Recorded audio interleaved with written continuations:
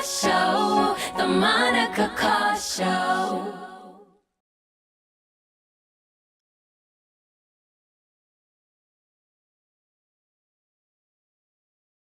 Hello and welcome to the Monica Cost Show Summer Series, Take the Label Off the Table. I'm your host, Monica Cost.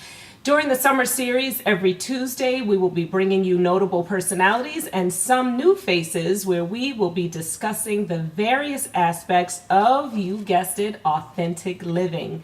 Today, I am delighted to have my friend, senior producer of the Tom Joyner Morning Show, and national best-selling author, Miss Nikki Woods. Hey, Nikki. Hello, my friend Monica. I love that you led with that because I treasure you. So that Thank you so much. And I'm smiling ear to ear, folks, because I just learned that she is officially a national best-selling author. And as somebody who grueled to actually write my book, I am just in awe of people who get it done and get it out there as Nikki has. So I want to first start off by talking about that project. Tell us about the book.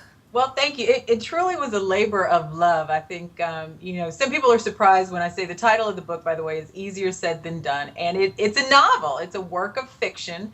But it is the way that I choose to express myself. I mean, I think that, and like you, I take my hat off to you for those who can write fiction and tell about their lives and teach others how to do really great things like live an authentic life. But I like fiction, and through my characters, I try to give life lessons. So I am really excited that this book has been received so well. So I just thank everybody for the support and the love, and it's truly felt and appreciated. That is awesome. Yeah, so I have my copy, and life has been crazy in between travels, but I am going to be on vacation at the end of August, and I can't wait to just have it next to me and ready to read at the beach. That's the best place to read it. Yes, and I'm in awe when people can make, because of my ADD, I think I can't imagine remembering what I wrote about the character. Like, oh, wait, she had on a red shirt, and now I have her in a dress. That is why they have editors. That's right.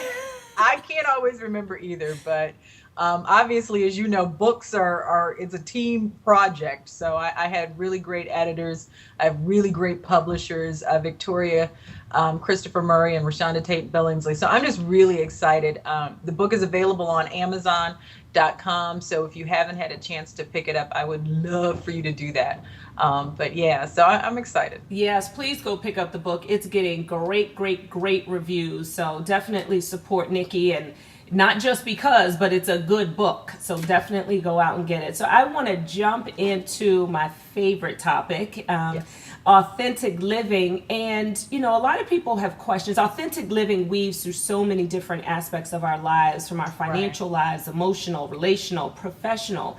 And I often get questions about people being confused about what's the next step in their career, that they don't like the current career they're in, or that they have regrets about the path they've taken thus far. And sometimes I get the feeling that they're looking around at other people who may have had the straight path to what it is that they like to do. And you are extremely successful in your own right, and you have a quilted path. So could you talk a little bit about your journey to this place? Yeah, it's interesting because I think if, obviously if I knew then what I know now, it would have been a little bit straighter of a path. But I think that because we buy into what other people's dreams are for us, or what other people think is a successful career to be in, that we ignore all of the things that make us happy that might go into making up a good career. And when I look back at all of the things that I enjoyed when I was, even in grade school, I would have been doing what I'm doing now a lot earlier. And I got into it pretty quick, but first I thought I was supposed to be a lawyer because that's what my family thought was a great career. And then they thought maybe if you combine it with business, it would be great because not too many African American women were corporate lawyers at that time that we knew about anyway. So, I started out in international corporate law, and I was like, whoa, this is a bit heavy for me. And then I loved kids, so everybody was like, well, maybe you should be a teacher. So I ended up going into education initially. And it was not a fit. I mean, I take my hat off to teachers around the world. It is truly something you have to be passionate about. And even though I love kids, I didn't want to be in a classroom with them from 8 hour, for 8 hours a day. And then, it just wasn't me. Yeah. And I'm not sure why one day I woke up and I was like, journalism. I should be doing journalism. I mean, growing up, I used to sit at the table with my father and my family. And because my father worked through the news, before the 6 o'clock news would come on, I would recount the headlines for him. Wow. The 4 o'clock news as we ate dinner. And I just loved it. It was really something special between my father and I. But nobody ever said, think about journalism or think about doing the news. But that's what I should have been doing all along. And so one day I just was like, I'm going back to school. So I quit teaching. I went back to school and I got a journalism degree. And that's what I've been doing ever since. And hats off. I mean, you don't have to say how old you are, the age, but how long had you been working before you went back to school? Oh, it wasn't very long. I was in education like maybe 2 years. Okay. So you were still in your 20s. Yeah, so I was Okay. I was still considered an older student when Sure. I went back, but I was still fairly young. And I mean, it was a perfect time because I wasn't married. I didn't have any kids. I didn't have a mortgage. I didn't have any of that to worry about. So I'm really glad that it came to me a little bit sooner. But I think that once you know what you're supposed to be doing, nothing will stop you from doing it, no matter where you are in life. So I always encourage people, once you make the change and you get on the right path, I think things become so much easier for you, because it's not a struggle to try to maintain a passion for something that you're not passionate about. So no matter where you are, it can be done. Yeah. I want to say that. But yeah, I figured it out pretty early. And for all the parents out there, thinking about how you sat at the table and talked with your father and going through the news, that it is bigger than what you think your children would be good at or what they have even an interest in, right? Because you can have an interest in entertainment, but what does that mean? Does that mean being an actor? Does that mean being behind the scenes? Does that mean being an entertainment attorney? And so that's where the understanding of your values has to come into play, because the environment of acting is very different than the environment of entertaining versus directing.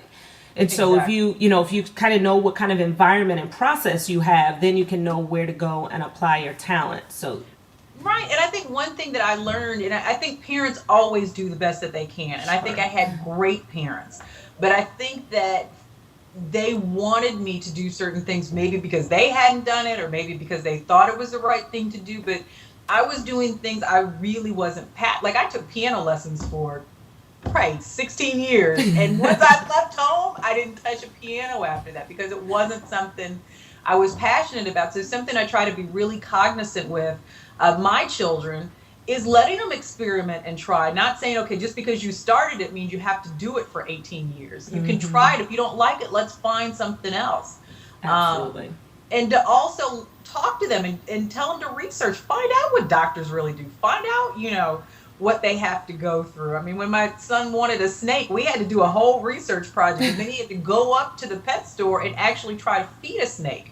It's no easy thing. And after that, we got him a guitar. So it's really important that they not only you talk to them about it, but they also experience this, the things that they're interested in, as much as you can, so they can figure out if it's something they really like or if it's just a really good notion.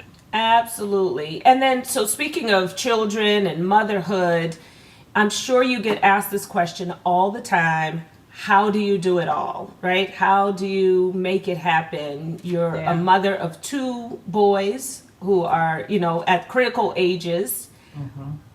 What does that authentic path look like for you? The authentic path is realizing I can't do it all, I think, is the first thing, and that you really don't have balance.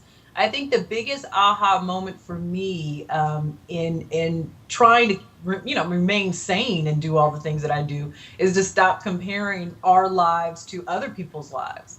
I tell people all the time, I think if I stayed at home and made cookies and dropped them at every practice and was there sitting and taking note of everything, my kids would think I was crazy. I mean, it's just not our norm. So they're really good about handling my schedule. They love to come to work with me and see what's going on, and I try to involve them in everything I do. My oldest son, who's 12, is what I call my book manager. So he goes with me to book signings, and he's involved in the business because he really likes money, as as he says.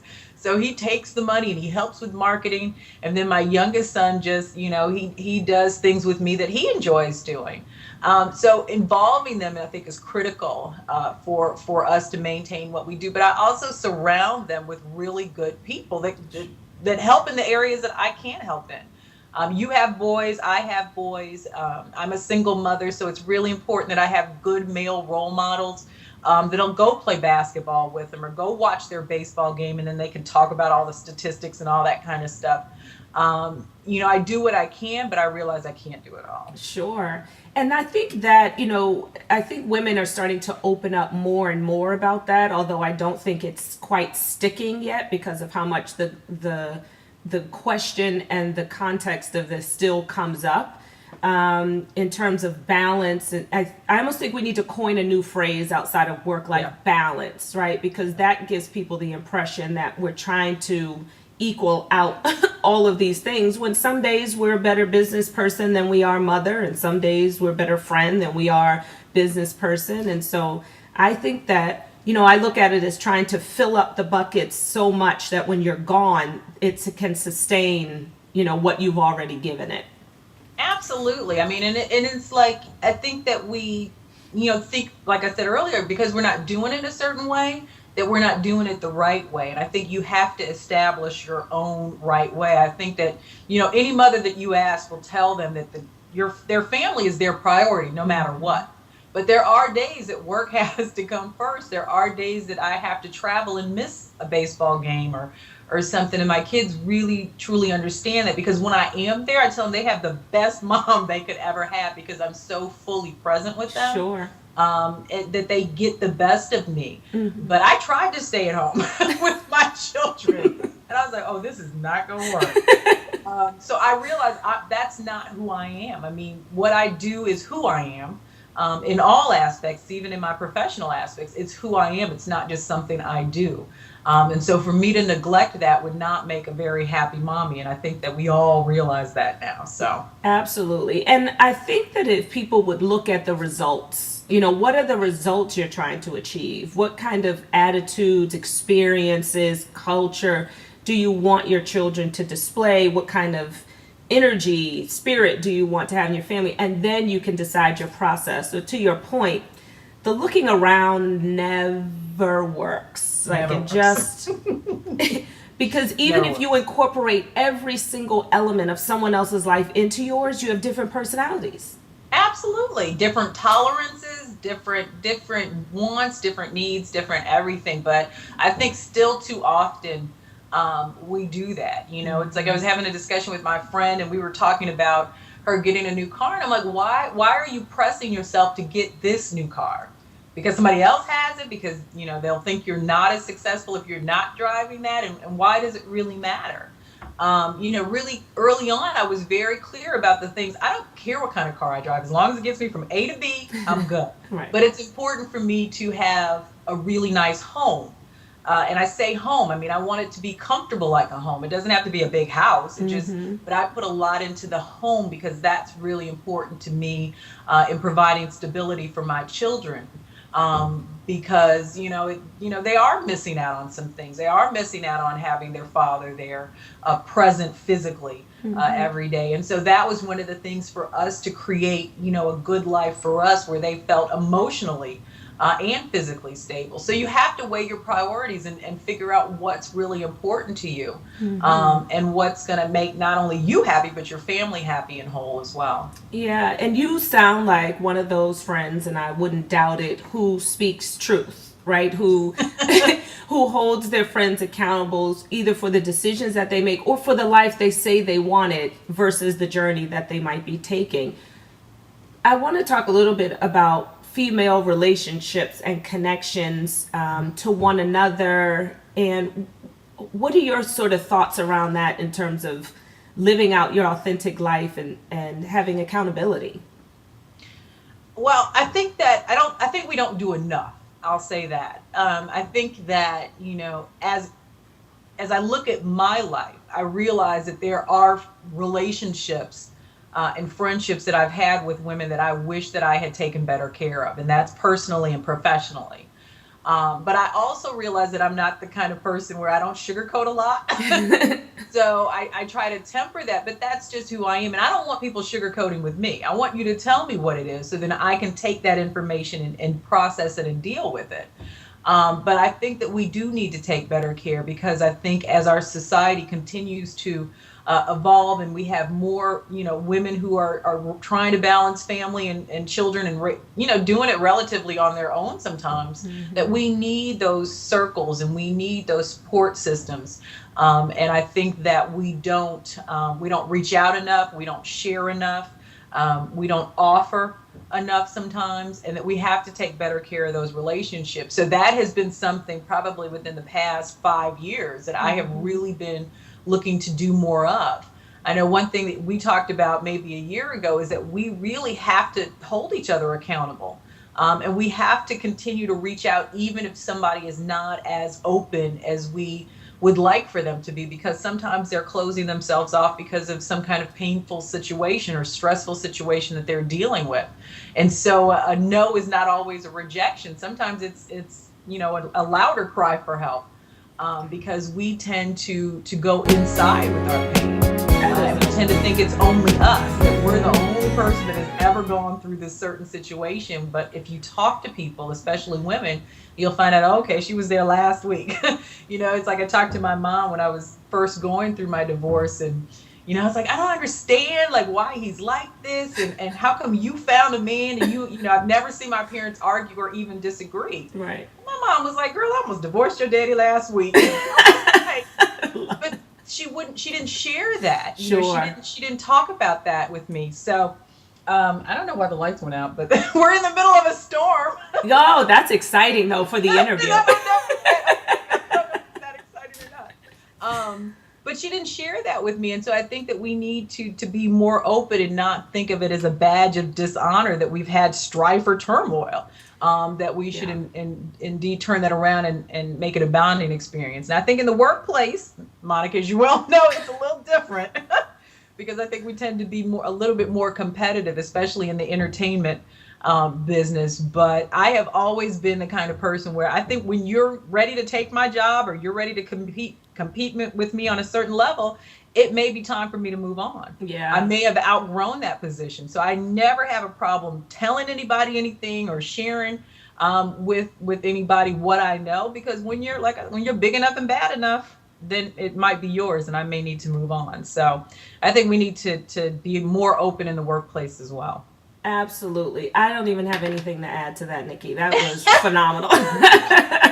I could go on, and I actually am seeing a later segment either in the summer or in the regular series of the show where I'd like to dig in a little bit deeper into our connections and relationships to women. And just quickly on a personal note, trying to build a business from scratch, I found that when I was in commercial real estate and I was more comfortable, that I certainly was able to look outward more to see what other people need. And most recently, I feel like I looked up and I was like, wow, I've been so busy trying to get things out, get the word out, promoting, that I haven't been doing what I normally do, which is to bring people in and to say, add your stuff to my booth, let's sell this together, let's do something else. So I'm aware of it now. And happy about it, because I definitely think that we do much better in numbers. Oh, absolutely. I mean, marketing, promoting, selling. I mean, I think that, we are tribal in a certain, to a certain degree, and that we do need each other. But like you said, I mean, and a lot of times it's just because life gets so busy that you're like, oh, I don't have time to call her and just chat, It's so true. Yeah. But it's so needed, because every time I forget that I haven't talked about somebody and I make that call, it fuels me. Yeah. So we do have to be more cognizant of it.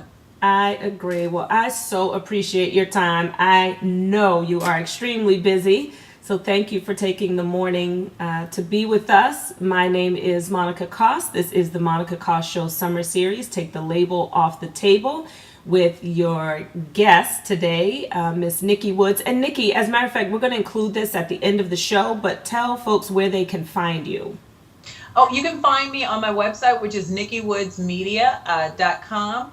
And once again, just a shameless plug, Monica, the book Please. is easier said than done, and you can pick that up on Amazon.com. So I love all that you're doing, and I appreciate you extending this time to me. Thank you so very much. Again, this is Monica Koss with the Monica Koss Show. Take the label off the table. Until next time, dig in.